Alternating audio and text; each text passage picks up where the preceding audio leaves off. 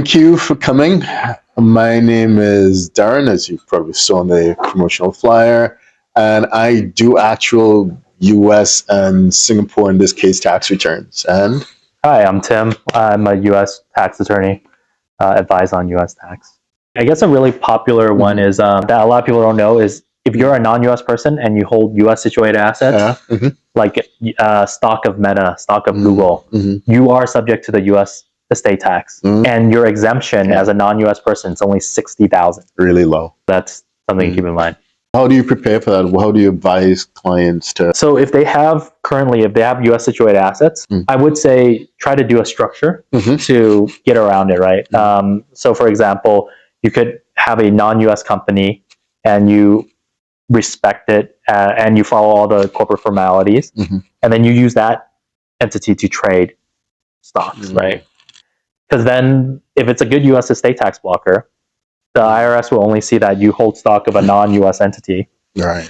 You don't look through it. And so they probably won't be aware that you passed, right? That could be a Singapore Private Limited, or it could be a Singapore Private Limited, or BVI or whatever. But we're running into issues with Singapore Private Limited, and with Singaporeans in general because of the resident rule, where if your directors, the management and control is in Singapore, it might be a Singapore tax resident, the company. And if you trade too much, it might be trading income instead of capital gains. Right. So there's a lot of fear of that. Right. Under UK common law, they're the badges of trade, which distinguishes between a capital gains event and ordinary income. And I get what you're saying. And that occurs absent the US tax consequences, even domestically, because in Singapore, generally speaking, there's no tax on capital gains. So depending, especially during the crypto days, it was a big deal. Am I trading or am I investing? Exactly. So, but the US, to your point, US cited assets are super popular. There are firms here in Singapore that offer information and facilitate investment in US funds. And sometimes when they advertise information sharing events, it's sold out, as in the entire auditorium is filled with Singaporeans and who actively invest. It is perhaps more common than most people are aware of. A lot of our clients are usually like Google, Apple, Meta people that work here, never step foot in the US, got a lot of stock options. That's worth between 5 to 10 mil, and then they pass away. And then that's the most unfortunate event because no one ever told them about US tax on those stock.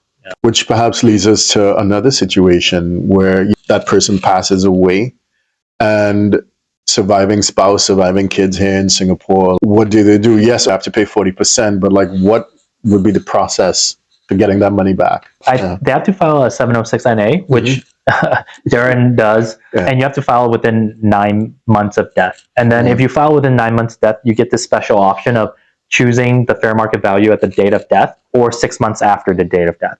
So you would pick which one's lower. But if you don't file within 9 months, you can only choose the date of death, and also you're subject to a lot of failure to file and failure to pay penalties. I guess we mentioned earlier the importance of estate planning because that's where this comes in.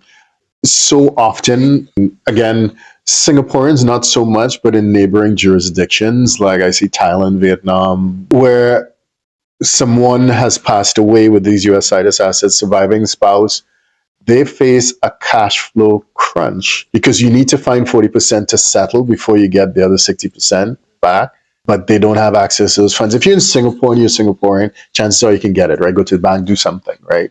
But if you're in a neighboring jurisdiction, that number could be a big number. Yep. And we've seen people, I've seen unfortunate, but a surviving spouse have to walk away from a 7-figure investment because she can't raise 40%. Oh, wow. It happens, which is why it's important to look at one of the structures that Tim mentioned, or perhaps speak to an advisor like yourself who can help with estate planning. Just think of the big picture and make sure that you're not creating issues for your next of kin. I heard there's insurance for that estate tax liability too, right? That you can buy estate tax insurance. That's really unfortunate because you need a transfer certificate before the brokerage will release your shares. And that's by filing the 706NA. And then you apply for the transfer certificate. And it could be quite convoluted. Right now, the run rate is we're seeing a turnaround time of about 1.25 years. In other words, so even if you manage to get somebody to front you the 40%, that person or that institution needs to wait for, could be a couple of years, between 1 and 2 years before that gets paid back. It's quite complicated when the correct planning wasn't done.